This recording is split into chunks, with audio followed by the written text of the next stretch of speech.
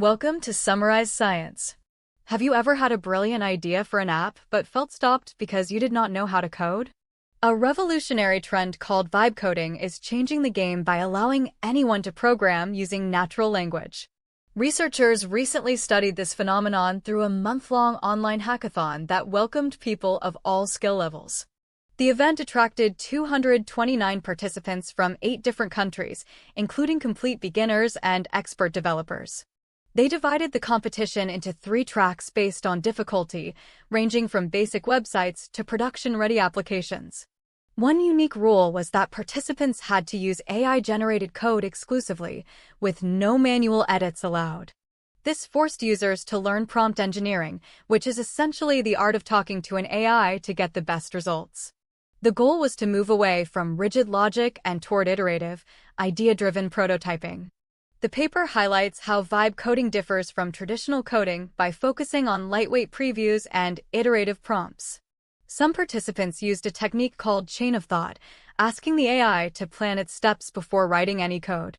Others used role-playing, telling the AI to act like a professional designer or a senior programmer to improve the output.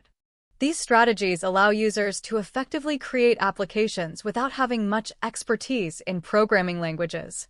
The researchers found that beginners often relied on the AI to act as an end-to-end generator. In contrast, experienced coders used the AI in a modular way, handling complex architectural decisions while the AI did the busy work. The competition timeline included workshops that taught participants how to interact effectively with these AI models. The results showed that even people with zero prior experience could build functional web applications. One case study featured a simple mood tracking app created by someone who had never programmed before.